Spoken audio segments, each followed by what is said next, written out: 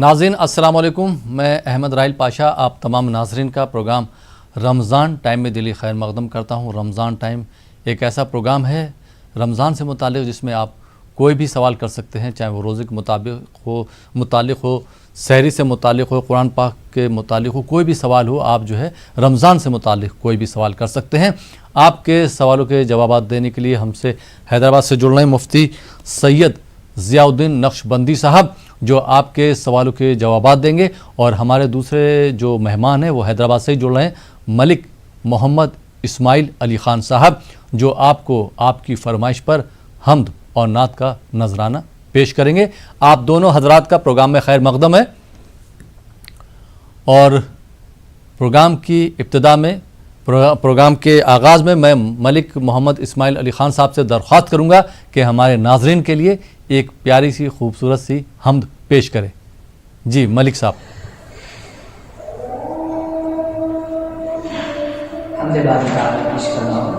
جی کوئی تو ہے جو نظام ہستی چلا رہا ہے، وہی خدا ہے۔ کوئی تو ہے جو نظام ہستی چلا رہا ہے، وہی خدا ہے۔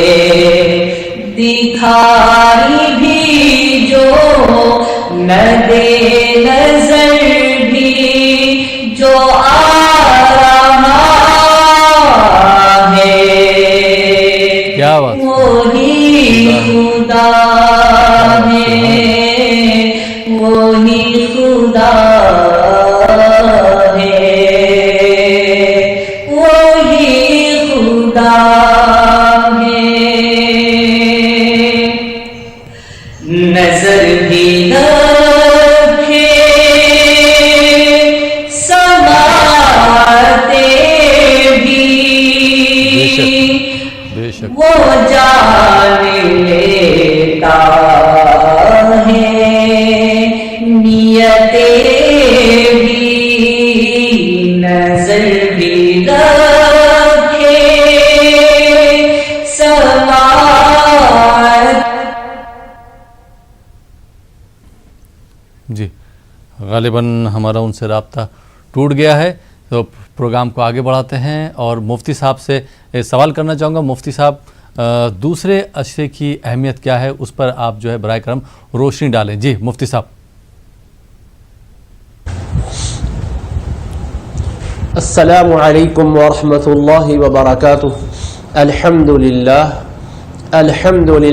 رب العالمین، والصلاة والسلام على حبیبہ سید الانبیاء واشرف المرسلین وعلى آلہ الطیبین الطاہرین واصحابہ الاکرمین الافضلین وعلى من احبہم وتبعہم بإحسان اجمعین، اما بعد فاعوذ باللہ من الشیطان الرجیم، بسم اللہ الرحمن الرحیم۔ شہر رمضان الذی انزل فیہ القرآن ہدی للناس وبینات من الہدی والفرقان، صدق اللہ مولانا العلی العظیم۔ ناظرین گرامی قدر، اللہ رب العزت کا لطف و احسان ہے کہ اس نے ہمیں رمضان المبارک کا رحمتوں والا مہینہ عطا فرمایا ہے، جس کا ایک عشرہ یعنی ابتدائی 10 دنوں کا عرصہ بیت گیا ہے۔ اب دوسرا عشرہ ہے جو شروع ہوا چاہتا ہے۔ آپ نے دریافت کیا کہ دوسرے دہے سے متعلق، دوسرے عشرے سے متعلق کچھ ضروری باتیں عرض کی جائے تو پہلی بات تو یہ ہے کہ اللہ رب العزت کے حبیب علیہ الصلاۃ والسلام نے فرمایا ہوا شہر اولہ رحمہ واوسطہ مغفرہ وآخرہ عتق من النار، یہ وہ مہینہ ہے کہ جس کا ابتدائی دہا یعنی شروع کے 10 دن رحمتوں والے ہیں، اور درمیانی دہا 20 کے 10 دن بخشش اور مغفرت والے ہیں. وہ آخرہ عتق من النار، اور اخیر کا دہا، اخیر کے 10 دن یا 9 دن 29 دن پر بھی مشتمل رمضان کا مہینہ ہو سکتا ہے. تو اخیر کا جو عشرہ ہے وہ دوزخ سے چھٹکارا پانے کا ہے.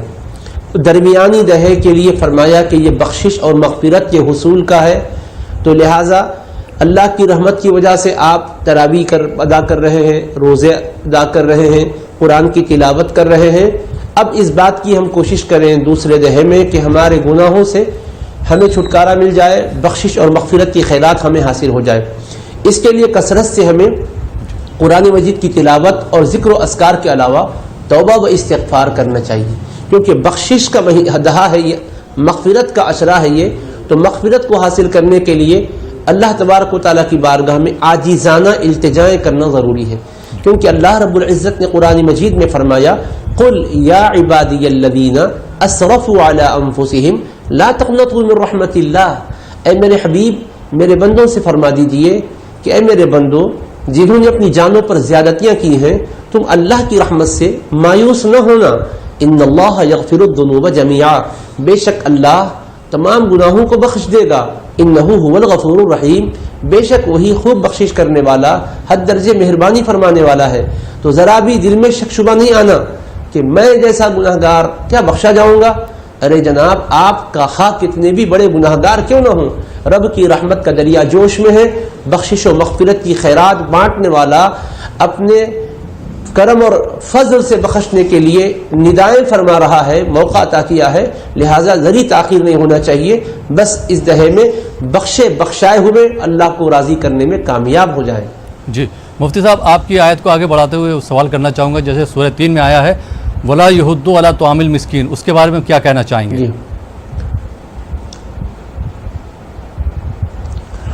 بسم اللہ الرحمن الرحیم.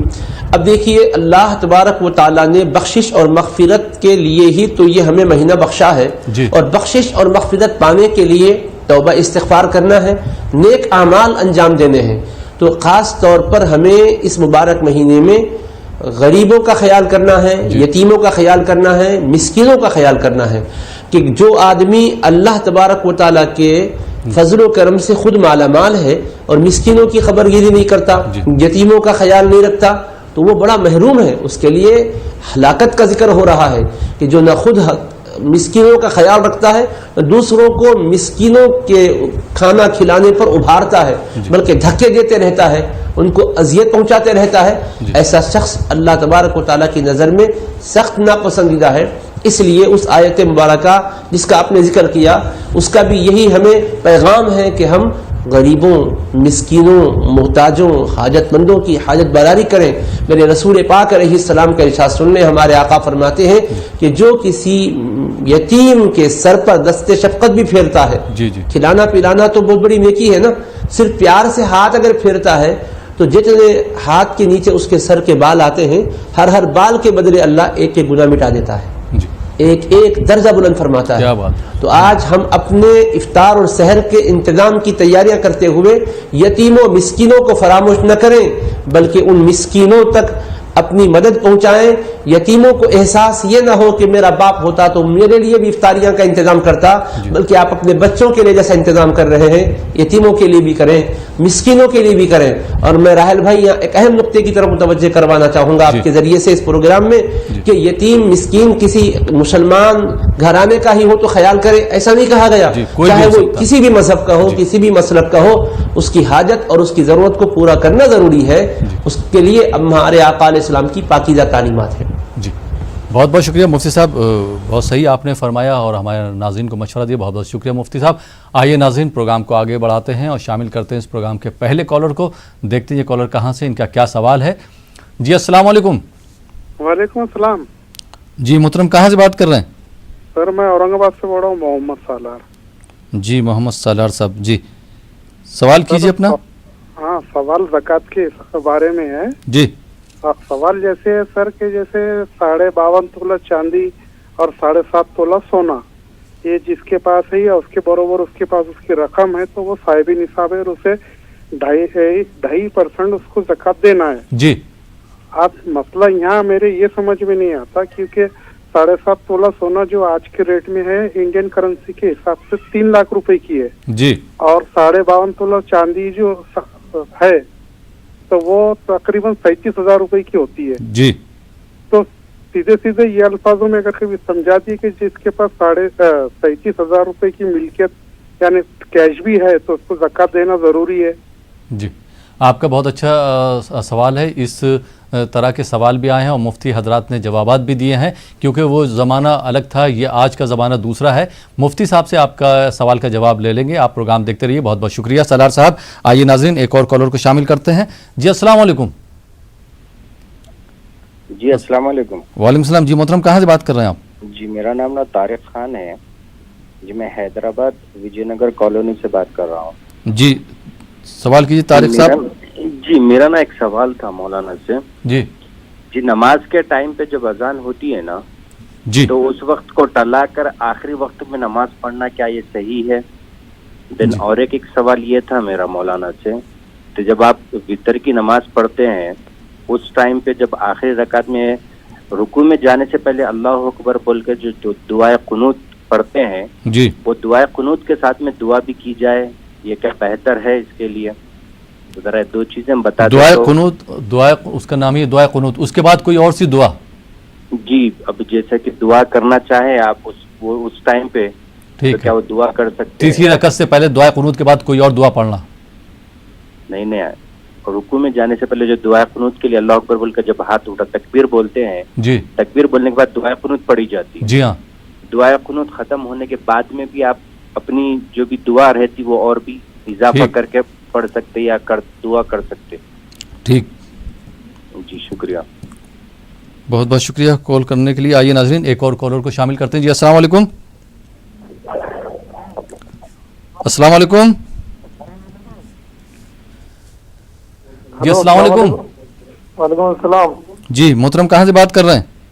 जी मैं अम्बेडकर नगर से बोल रहा हूँ, उत्तर प्रदेश से। सवाल कीजिए।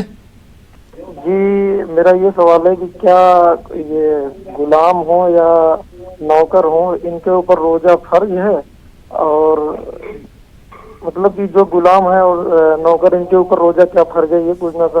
और एक नात पूछना था, नात सुनना था। देखो कि ये देते हैं अंदाज हिजाबाना। ठीक,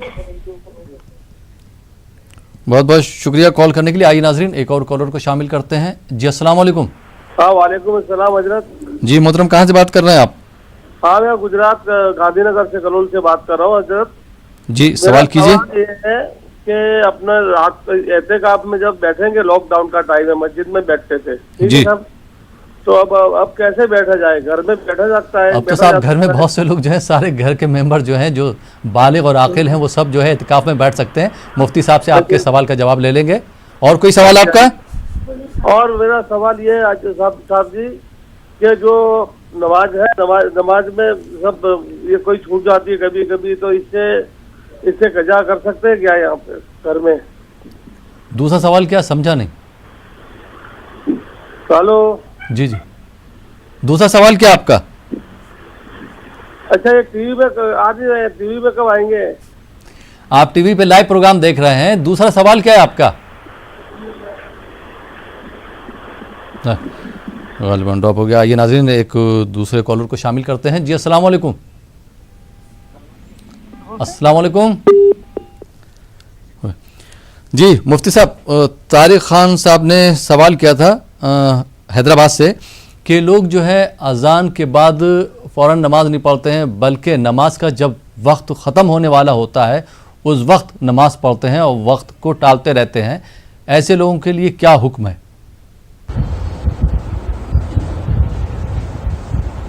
देखिए, बहुत अहम सवाल है ये जी कि नमाज के लिए जब अजान कही जाती है तो इसका मतलब ये हुआ कि अल्लाह की तरफ से आपको बुलाया गया है, हय्या अलस सलाह हय्या अलल फलाह, आइए नमाज के लिए, आइए कामयाबी की तरफ। तो नमाज की तरफ आओ, कामयाबी की तरफ आओ कहकर बुलाया।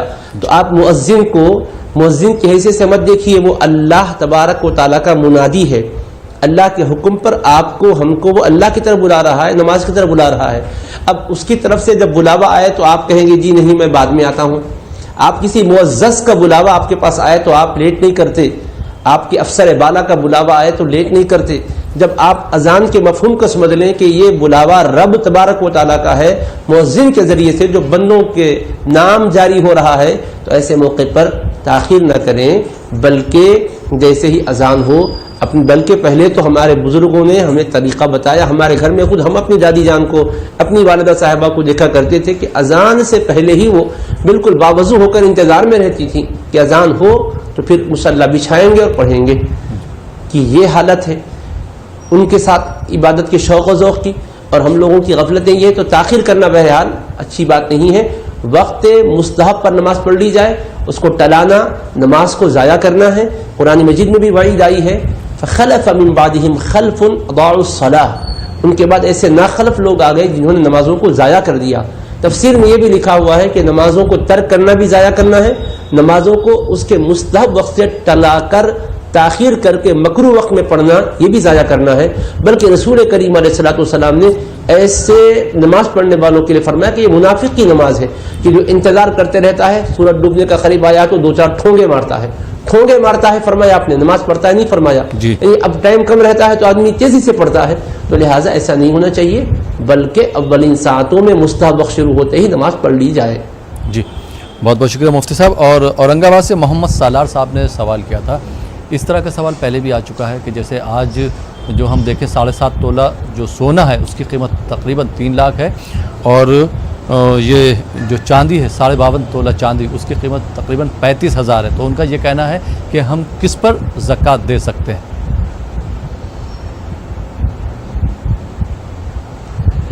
دیکھیے ہمارے محترم سالار بھائی صاحب، آپ کا سوال بہت اچھا ہے۔ جو بھی چاندی یا سونے کی مقدار بتلا دی گئی ہے وہ مقدار کی مالیت بازار میں ہمیشہ یکساں نہیں رہتی ہے۔ آج ہم ایک رقم بتا دیں، کل ہو سکتا ہے کہ ریٹ کم ہو یا زائد ہو جائے۔ اسی وجہ سے شریعت اسلامیہ نے سونا یا چاندی کو معیار بنایا ہے، نقد رقم کو معیار نہیں بنایا۔ اب اس مقدار کے لحاظ سے جب بھی بازار میں آپ جو مالیت کو دیکھ رہے ہیں اس کے لحاظ سے اتنا اگر پیسہ آپ کے پاس ہے تو آپ صاحب نصاب زکوٰۃ ادا کریں گے۔ ہم اماؤنٹ فکس کر کے اگر بتا دیں گے تو اب وہ چاندی بازار میں آپ بیچنے جائیں گے، اگر اس کے مقابل میں کم قیمت میں بکے گی تو پھر آپ کہیں گے کہ آپ نے کل تو 35,000 30,000 کہا تھا لیکن دیکھیے اب ریٹ بڑھ گیا۔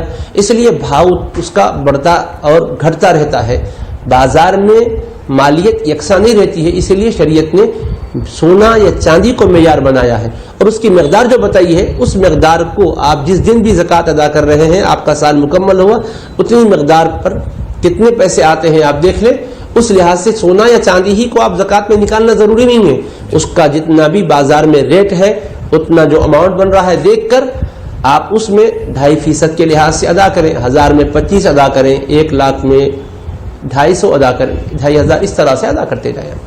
جی بہت بہت شکریہ مفتی صاحب۔ اور بھائی نے سوال کیا تھا کہ جو غلام اور نوکر ہوتے ہیں، آج کل غلام تو نہیں ہے نوکر ہیں، تو کیا نوکروں پر بھی روزہ فرض ہے؟ جی بڑا دلچسپ سوال ہے یہ بھی، کہ یہ سوال کیوں ذہن میں ابھر رہا ہے؟ اس لیے کہ ان لوگوں سے اتنا کام لیا جاتا ہے کہ وہ بیچارے روزہ رکھ کر اپنا کام کر نہیں پاتے، روزہ ان پر گراں گزر جاتا ہے، اس لیے یہ سوال ابھرتا ہے۔ ہمارے رسول کریم علیہ الصلوۃ والسلام نے پہلے ہی سے فرمایا کہ رمضان میں جو اپنے نوکر چاکر مزدور ملازم سے کام کا بوجھ ہلکا کرتے ہیں، اللہ ان ہلکا کرنے والوں کے گناہوں کو معاف کر دیتا ہے اور دوزخ سے ان کو چھٹکارا عطا کرتا ہے۔ تو ایسا ہی اپنے ماتحتین کے ساتھ کام کا بوجھ ہلکا کرو تاکہ ان کو روزہ رکھنے میں آسانی ہو۔ تو نوکر ملازم پر بھی روزہ فرض ہے، آقا اور مالک پر بھی روزہ فرض ہے۔ مسلمان عاقل بالغ صحت مند مقیم پر روزہ فرض ہے۔ اگر صحت مند نہیں بیمار ہے تو روزہ تو فرض ہے مگر بعد میں اس کو رکھنے کی اجازت ہے۔ مسافر ہے روزہ اس پر بھی فرض ہے مگر رمضان کے علاوہ سفر سے آنے کے بعد پھر روزے رکھے گا، بعد میں جو روزے سفر میں چھوٹ گئے بعد میں رکھے گا۔ تو اگر وہ ایسا کام کا بوجھ اس پر ہے کہ روزہ اس پر رکھنا گراں ہے، نہیں رکھ سکتا، تکلیف بہت شدید ہو جاتی ہے، تو وہ بعد میں روزہ اس پر لازم ہی رہے گا کہ بعد میں قضا کرے۔ لیکن میں یہاں دوسرا پہلو اجاگر کرنا چاہتا ہوں، ہمارے اس پروگرام کے ذریعے ہمارے ان بھائیوں کے نام یہ جن کے تحت کام کرنے والے ہیں، آفس بوائے ہیں، محنت مزدوری کرنے والے لوگ ہیں، خدا را تھوڑا سا ان پر کام کا بوجھ ہلکا کیجیے. جتنا کام کا دورانیہ ہے ان گھنٹوں کو کم کیجیے، یا اگر گھنٹوں کو کم نہیں کر سک رہے تو جتنا پریشر ہے اس کو ذرا ہلکا کیجیے. اللہ تبارک و تعالیٰ آپ پر آسانی کرے گا. ان پر بھی روزہ رکھنا ہے. البتہ جو لوگ دھوپ میں کام کر رہے ہیں روزہ رکھنے سے غشی طاری ہو جاتی ہے، ایسی شدت کی نوکری ہے، اس کے سوا کوئی ان کے لیے چارے کار نہیں ہے، تو ان کے مالکوں کو سمجھانا چاہیے. اگر وہ سمجھ گئے تو ٹھیک ہے، نہیں تو پھر یہ لوگ اس میں رخصت لے لیں تاکہ روزہ رہ سکے. اگر ایسی بھی کوئی شکل نہ بن سکے، روزہ نہیں رکھ سکے، تو بعد کے دنوں میں ٹھنڈے دنوں میں قرضہ ان روزوں کی قضا ان کے ذمہ ضروری طور پہ لازم رہے گی. جی مفتی صاحب، گجرات سے ایک سوال آیا تھا کہ ابھی تو مساجد میں نماز نہیں ہو رہی ہے، لوگ جو ہے گھر پر ہی عبادت کر رہے ہیں، تو ایسی صورت میں اعتکاف جو ہے کتنے لوگ گھر میں کریں اور کس طرح سے کریں وہ بھی بتاتے ہیں آپ. ہاں دیکھیے، مساجد میں جہاں نمازوں کے لیے محدود تعداد کے ساتھ اجازت ہے، تو ایسی صورت میں مسجد کے مؤذن صاحب ہی یا امام صاحب ہی یا کوئی بھی محلے کے جو ذمہ دار ہیں وہ مسجد میں اعتکاف بیٹھ سکتے ہیں، کیونکہ ایک آدمی کا اعتکاف بیٹھنا کفایہ ہے، ادا ہو جاتا ہے. اور کوئی ایک آدمی 24 گھنٹے مسجد میں اگر بیٹھے رہے گا تو اس پر کوئی قانونی رکاوٹ بھی نہیں ہے. البتہ جو بھی حضرات 4-5 کی تہجد کے ساتھ نماز پڑھنے جا رہے ہیں، افطار اور سحر میں ان کے لیے کھانے کا بندوبست کر دیں، جس سے آپ کسی اور کو لے جا کر کھانا کھلا سکتے ہیں، مسجد میں بیٹھے ہوئے شخص کو بھی کھانا کھلا سکتے ہیں. اب رہ گیا گھر کے اندر اعتکاف کا معاملہ، تو خواتین گھر میں اعتکاف کریں. مرد حضرات کا اعتکاف مسجد سے جڑا ہوا ہوتا ہے، البتہ مسجد میں تو نہیں آپ اعتکاف کر سکتے ہیں، گھر میں آپ اعتکاف کے جیسا عبادتوں کا اہتمام کریں. شرعی اعتکاف تو مسجد میں ہوتا ہے، لیکن آپ یہ کیجئے کہ زیادہ سے زیادہ مصلی پر رہیے، قرآن پڑھتے رہیے، ذکر کرتے رہیے، اللہ سے لو لگا کے دعائیں کرتے ہوئے اپنے آپ کو مشغول رکھیے. جی بہت بہت شکریہ مفتی صاحب. اور اسماعیل علی خان صاحب، ایک بار پھر آپ کے پاس آتے ہیں. آپ نے جو آپ حمد سنا رہے تھے وہ ہمارے ناظرین سن نہیں پائے کیونکہ رابطہ آپ سے ٹوٹ گیا، تو میں چاہوں گا ایک بار پھر آپ جو ہے وہ حمد ہمارے ناظرین کے لیے سنائیں. جی اسماعیل صاحب. جی جی کوئی تو ہے جو نظام ہستی چلا رہا ہے، وہی خدا ہے. نظر بھی رکھے سنبھالتے بھی وہ جان لیتا ہے، نیتیں بھی جو خانہ لا شعور میں جگمگا رہا ہے، وہی خدا ہے، وہی خدا ہے، وہی خدا ہے. تلاش اس کو نہ کر بتوں میں، وہ ہے بدلتی ہوئی رتوں میں،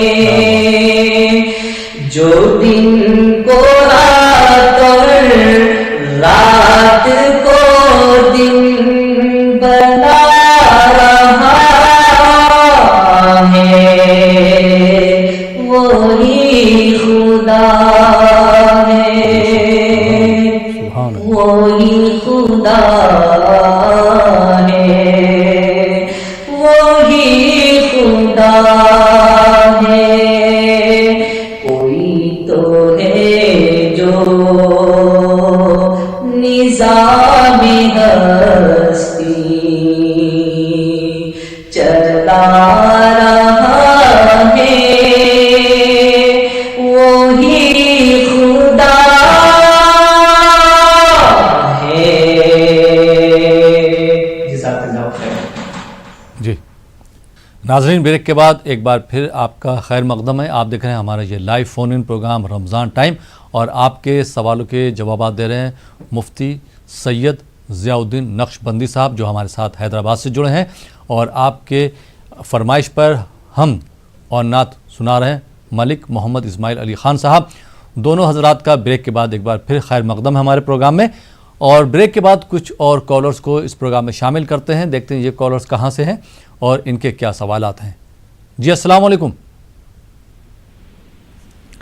السلام علیکم.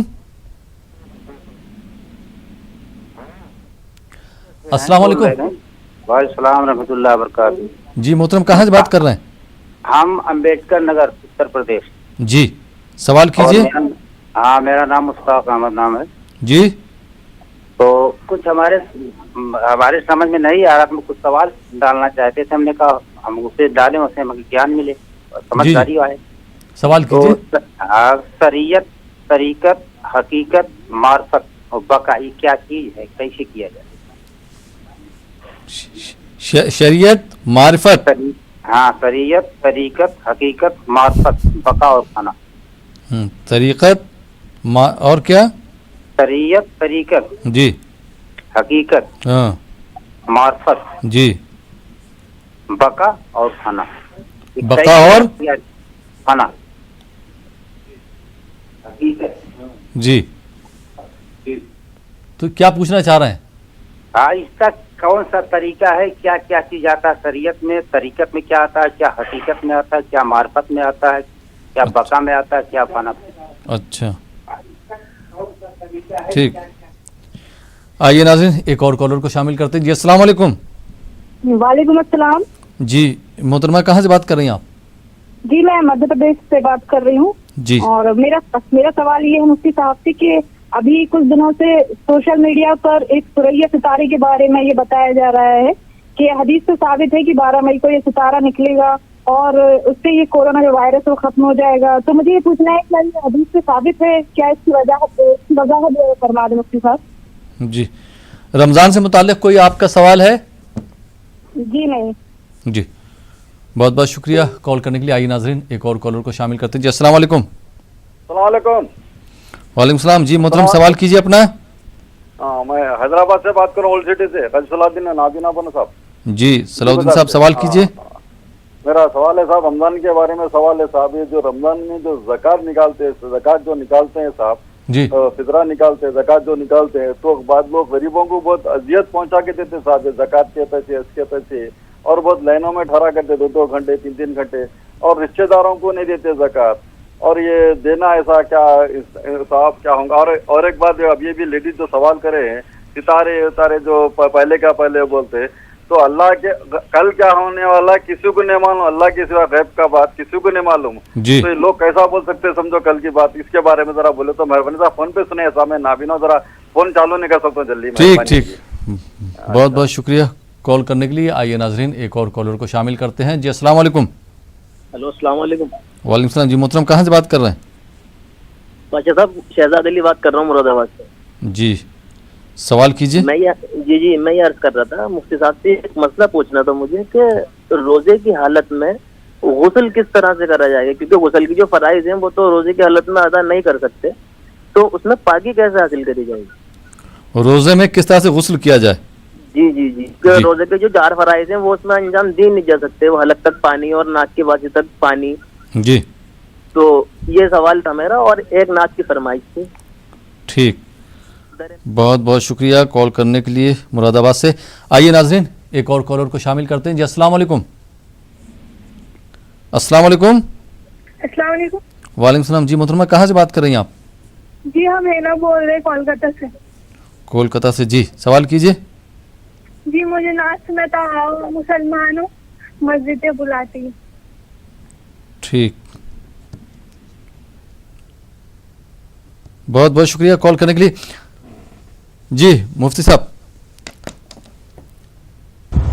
صلاح الدین صاحب نے حیدرآباد سے سوال کیا تھا. ان کا سوال بہت اچھا سوال ہے کہ کچھ لوگ جو ہے جو زکوٰۃ دیتے ہیں غریبوں کو بہت پریشان بھی کرتے ہیں، لائن میں کھڑا کر کے جو ہے 4 لوگوں کو دکھا کے زکوٰۃ دیتے ہیں یا خیرات دیتے ہیں. ایسے لوگوں کے لیے کیا حکم ہے؟ اور یہ جو لوگ ہیں ان کا یہ دوسرا سوال تھا اسی میں جڑا ہوا کہ اپنے رشتہ داروں کو نہیں دیتے ہیں، دوسرے لوگوں کو زکوٰۃ دیتے ہیں، ان کے لیے کیا حکم ہے؟ جی بسم اللہ الرحمن الرحیم نحمده ونصلی ونسلم علی رسولہ الکریم وآلہ وصحبہ اجمعین وبعد۔ دیکھیے، زکوٰۃ ہو یا فطرہ، جو مستحق ہیں ان تک پہنچانا لازم اور ضروری ہے، خواہ وہ رشتہ دار ہوں یا رشتہ داروں کے علاوہ ہوں۔ رشتہ داروں میں جو مستحق ہیں ان کو دے تو ڈبل ثواب ہے، ایک تو فطرہ یا زکوٰۃ ادا کرنے کا ثواب، دوسرا رشتہ داروں کے ساتھ بھلائی کرنے کا، نیکی کرنے کا ثواب، سلوک کرنے کا ثواب ملتا ہے۔ جی تو رشتہ داروں کو ترجیح دیں، کیونکہ آپ اپنے خاندان کے غریبوں کو خود پہچانتے ہیں۔ ابرا مانگنے والے، سوال کرنے والے، وہ اگر آپ کے پاس ان کی حاجت پوری نہ ہو تو کہیں اور بھی ہاتھ پھیلا کر حاجت کے لیے لوگوں سے درخواست کر سکتے ہیں، مگر بہت سے لوگ عزت نفس کے مارے ضرورت رکھتے ہوئے بھی کسی کے پاس اپنی ضرورت کا اظہار نہیں کرتے۔ ایسے لوگوں کو اپنے خاندان میں آپ پہچانتے ہوں تو ان کے ساتھ اپنا حسن سلوک ہونا چاہیے۔ زکوٰۃ اور فطرے کے مستحق ہے تو وہ دے، ورنہ دوسری طریقے سے ان کا تعاون کرے۔ اب رہ گیا جو لوگ لائن میں کھڑا کر کے غریبوں میں زکوٰۃ یا فطرے کی رقم بانٹ رہے ہیں، ان کو بھی اخلاقی حدود کا خیال کرتے ہوئے تقسیم کرنا چاہیے۔ لائن میں کوئی کھڑے ہوئے ہیں ان میں تقسیم کر رہے تو گناہ نہیں ہے، کیونکہ جب کوئی آدمی صدقہ و خیرات کر رہا ہے تو شاید حاضرین جو مانگنے کے لیے آ رہے ہیں ان کا ہجوم ہو سکتا ہے۔ جب ہجوم ٹوٹ پڑے گا تو ظاہر ہے کہ لائن میں کھڑا کرنا پڑے گا، قطار میں کھڑا کرنا پڑے گا، یہ تو ایک بالکل سمجھنے والی بات ہے، لیکن اس میں اذیت پہنچانے کا ارادہ نہیں ہونا چاہیے، اذیت پہنچانا نہیں چاہیے، لوگوں کے سامنے اپنی ناموری کا ارادہ نہیں ہونا چاہیے، لیکن اللہ کو راضی کرنے کے لیے اور لوگوں کو شوق ہو یہ سمجھانے اور بتانے کے لیے اگر آدمی بتا کے دیا تو اس میں گناہ بھی نہیں ہے، کیونکہ قرآن مجید میں آیا ہے الذین ينفقون اموالهم باللیل والنہار سرا وعلانیۃ فلہم اجر عظیم، کہ جو لوگ اپنا مال خرچ کرتے ہیں رات میں اور دن میں، پوشیدہ اور ظاہر کر کے، تو قرآن میں رات میں بھی خرچ کرنے کی فضیلت ہے، دن میں بھی، چھپا کر خرچ کرنے کی بھی فضیلت ہے، بتا کر بھی، مگر بتانے کا مقصد یہ نہ ہو کہ آپ اپنی شہرت چاہیں، بلکہ یہ ہو کہ لوگوں کو بھی شوق ملے، ترغیب ملے، ہم بھی خیر خیرات کریں۔ تو یہ نیتوں کا معاملہ اللہ کو معلوم ہے، کسی کی نیت پر آپ ہم شبہ نہیں کر سکتے، البتہ احترام ملحوظ رکھیں حاجت مند کا، کیونکہ آج اللہ اس کو حاجت مند بنا کر ہمارے در پر بھیجا ہے، ہم جو دے رہے ہیں اللہ ہی کا دیا ہوا دے رہے ہیں، کل کے دن اگر حالات پلٹی کھائیں، خدا نخواستہ ہم حاجت مند بن جائیں، کسی کے گھر پہ ہمیں جانا پڑے اور دھکے دیے جائے تو پھر ہمارا کیا حال ہوگا، یہ احساس اپنے اندر پیدا کر کے خیرات کریں۔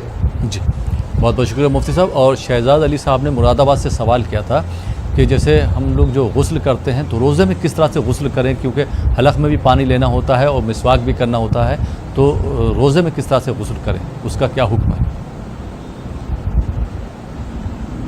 جی بہت اچھا سوال ہے۔ دیکھیے، روزے میں وضو جب آپ کریں گے تو لامحالہ کلی بھی کریں گے، ناک میں پانی بھی چڑھائیں گے، غسل میں بھی کلی کرنا ہے اور ناک میں پانی چڑھانا ہے۔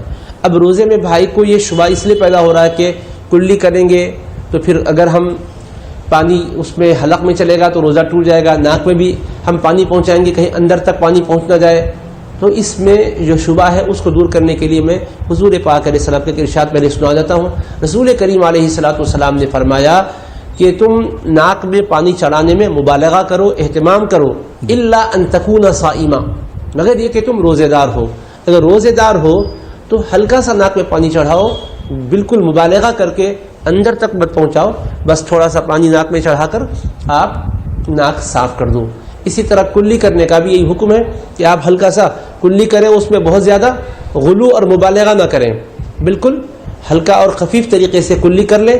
کلی کرنے میں آپ حلق میں پانی پہنچے اس سے احتیاط رکھیں، اور اچھی طرح سے آپ وضو میں جیسا کلی کرتے ہیں ناک میں پانی چڑھاتے ہیں، غسل میں بھی کلی اور ناک میں پانی چڑھائیں گے، کلی کریں گے، مگر احتیاط کے ساتھ، اور احتیاط کے ساتھ آپ کریں گے۔ باقی پورے بدن پر پانی بہائیں گے، اس میں بھی احتیاط رکھیں۔ شاور کے نیچے اگر آپ کھڑے ہو کر اگر غسل کر رہے ہیں تو کہیں آپ دائیں بائیں ہونے میں حلق میں پانی چلے جانے کا خطرہ ہے تو بچیں، بالٹی سے پانی ڈال لیں، یا اگر وہاں بھی ٹھہر کر کریں تو احتیاط کے ساتھ کریں۔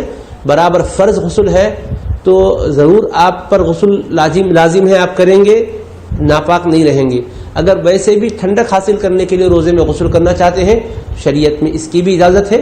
احتیاط کے ساتھ غسل کیا جائے. ناک میں پانی چڑھانے میں بھی بہت زیادہ مبالغہ نہ کرے, کلی کرنے میں بھی مبالغہ نہ کرے. جی بہت بہت شکریہ مفتی صاحب. اور ملک اسماعیل صاحب فرمائشیں آئی ہیں نعت کی. شہزاد صاحب نے بھی مراد آباد سے فرمائش کری نعت کی, اور کولکتہ سے ہماری ایک بہن نے بھی جو ہے نعت کی فرمائش کی تھی. تو میں چاہوں گا کہ ہمارے ناظرین کے لیے آپ ایک نعت پیش کریں. جی اسماعیل صاحب.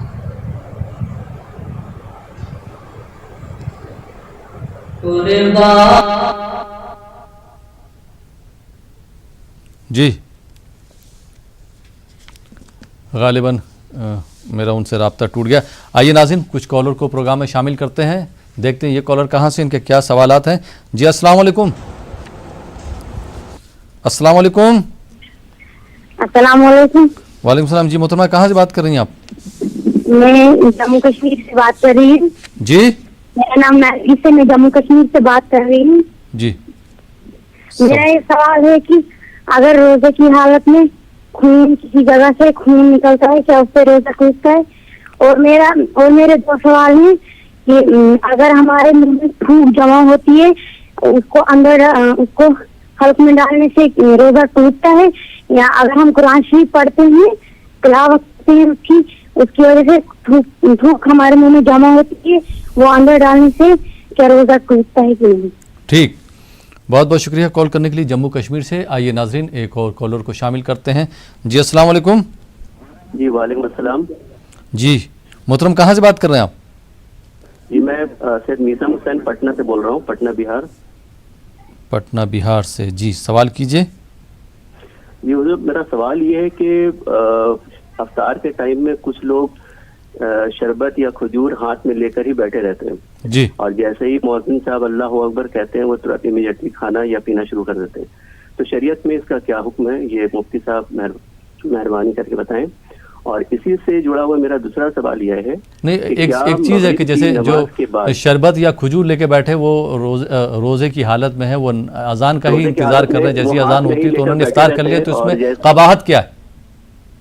نہیں, جیسے ہی وہ مؤذن مسجد سے آواز آتی ہے اللہ اکبر, وہ امیڈیٹلی کھانا شروع کر دیتے ہیں.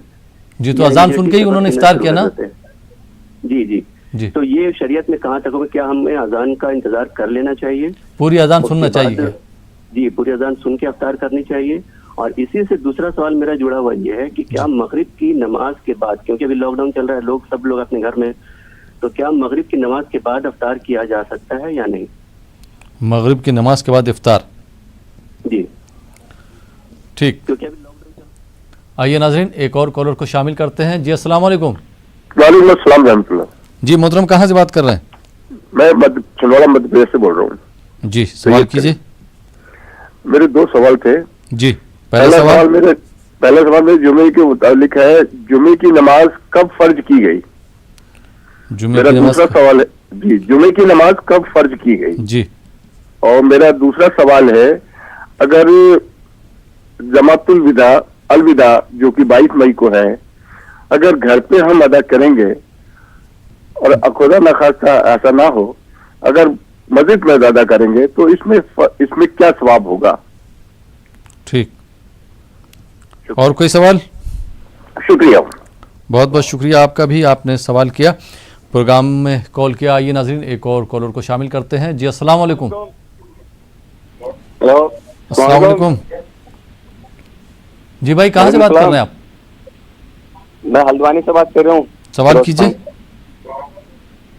میرا یہ سوال ہے جیسے نفل پڑھتے ہیں ہم, جی اگر ہم اس کی جگہ وہ قضا فرض پڑھ لیں فجر کی, اور جیسے کہ اس کا ثواب 70 گنا ملے گا کیا اس کا بھی قضا نماز کا؟ قضا نماز کا ثواب. ہاں جی. جیسے کہ اس میں پڑھتے ہیں ظہر میں ہوتی ہے اور مغرب میں عشاء میں, جو جیسے کہ وہ پڑھتے ہیں نفل کی جگہ پہ اگر ہم پڑھ لیں قضا فجر. ٹھیک. بہت بہت شکریہ کال کرنے کے لیے. آئیے ناظرین ایک اور کالر کو شامل کرتے ہیں. جی السلام علیکم. ہلو السلام علیکم. وعلیکم السلام. جی محترم کہاں سے بات کر رہے ہیں؟ میں کلکتہ سے محمد اسلم بول رہا ہوں. کولکتہ سے. جی جی جی. جی سوال کیجیے. सवाल ये है कि अभी लॉकडाउन में पैसे तो है नहीं और फितरा ज़कात देना है, जी, तो माल जो पड़ा है तो क्या कर्ज लेके फितरा ज़कात दे सकते हैं? ठीक। अच्छा, बहुत बहुत शुक्रिया कॉल करने के लिए। जी मुफ्ती साहब, कई एक सवालात हो गए हैं, उनके जवाबात मैं चाहूँगा। जम्मू कश्मीर से हमारी बहन ने सवाल किया था कि अगर जैसे ज़ख्म वगैरह जो लग जाता हो जाता है, घाव वगैरह हो जाता है, अगर खून वहाँ से निकलने लगे तो ऐसी सूरत में क्या रोज़ा जो है टूट जाएगा, क्या होगा? जी, रोज़ा नहीं टूटेगा। कोई ज़ख्म से खून बह जाए तो इससे रोज़ा नहीं टूटता है। अगर किसी वजह से ब्लड टेस्ट करवाना पड़े, खून निकलवाना पड़े, तो उससे भी रोज़ा नहीं टूटता है। हाँ, अलबत्ता हलक में अगर खून चला गया और दांत में जैसे कोई आप जो है दर्द था या कोई ऐसा अंदर कोई ज़ख्म था जिसकी वजह से हलक में खून चला गया, तो फिर इससे रोज़ा टूटेगा। अगर वो खून थूक पर गालिब था या खून ही चला गया है तो ऐसी सूरत में रोज़ा टूटेगा। इसका ख्याल करना है कि हलक में जाने ना पाए। जी। और बहन ने शायद ये भी पूछा था कि वो कुरान मजीद थूक मुंह में आ जाता है और वो मुंह में अंदर चला जाए तो क्या हुक्म है?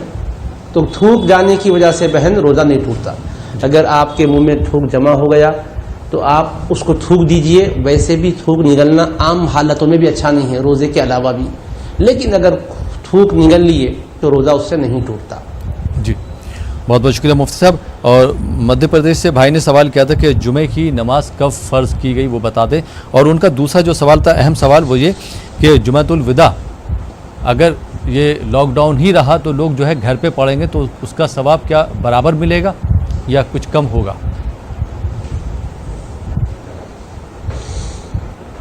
बिस्मिल्लाहिर्रहमानिर्रहीम। जहाँ तक नमाज जुमा का मामला है, नबी करीम सल्लल्लाहु ताला अलैहि वसल्लम के हुक्म से ही सबसे पहला जुमा जो कायम किया गया वो मकाम जुवासा में कायम फरमाया गया है। इसका जिक्र अहादीस पाक की किताबों में आता है। पहले मरतबा जुवासा मुकाम पर जुमा कायम किया गया और इब्तिदा में फ़र्ज़ नमाज के अहकाम आए थे। पंजगाना ज़ोहर ही पढ़ी जाती थी। जब जुमा का हुक्म आया तो फिर बजाय ज़ोहर के जुमा पढ़ी जाने लगी। अब रह गया मसला जुमातुल वदा, अब रमज़ान का आखिरी जुमा। तो ये अगर लॉकडाउन ही में आए तो ऐसी सूरत में मस्जिद में जाने की अगर इजाज़त नहीं है तो हम क्या करेंगे? तो हम घरों में जिस तरह अब नमाज़ें पढ़ रहे हैं वैसे ही नमाज़ें पढ़ लेंगे और अल्लाह ताला की बारगाह में इल्तिजा करेंगे, दुआएं करेंगे, ज़िक्र व अस्कार करेंगे, अल्लाह से अपने क़सूरों की माफ़ी मांगेंगे और वबा और बला के ख़ात्मे के लिए अल्लाह ताला से लौ लगाकर दुआएं करेंगे। लिहाजा अल्लाह से दुआएं तो हमें करनी चाहिए, उम्मीदें भी रखनी चाहिए कि अल्लाह ताला ये बला का जल्द से जल्द खातिमा करे। अल्लाह कादिर मुतलक है, हुक्मरानों की दिमाग में भी डालने पर कादिर है और बला को ख़त्म करके माहौल को पहले से ज़्यादा बेहतर बनाने पर भी कादिर है। दुआएं तो करें। अगर खुदा न खास्ता ये सिलसिला ही चलता रहे तो ऐसी सूरत में हम माजूर है, उज़्र है, उज़्र की वजह से जुमा ना पढ़ के घर में ज़ोहर पढ़ लें तो शरआन गुनाहगार नहीं होते। हाँ, जितने लोगों के लिए गुंजाइश है, अगर शरई गुंजाइश के साथ और जुमा के शरायत की तकमील के साथ जहाँ जुमा अदा हो रहा है तो फिर वो तो अदा कर लिया जाएगा, लेकिन ज़ाहिर है कि सबके लिए गुंजाइश नहीं है। शरायत का घर में पाया जाना ये भी बज़ाहिर मुमकिन नहीं है। ऐसी सूरत में घरों में ज़ोहर की नमाज ही पढ़ी जाएगी और अल्लाह ताला से इस उज़्र के ज़ायल किए जाने के लिए दुआएं मांगी जाएगी। जी, बहुत बहुत शुक्रिया मुफ्ती साहब। हल्द्वानी से भाई ने सवाल किया था कि जैसे नफिल नमाज का सवाब जो है फ़र्ज़ नमाज के बराबर मिलता है और फ़र्ज़ नमाज का सवाब जो है 70 गुना मिल जाता है, तो ये क़ज़ा नमाज जो है, क़ज़ा नमाज अगर पढ़ेंगे तो उसका सवाब भी क्या 70 गुना मिलेगा?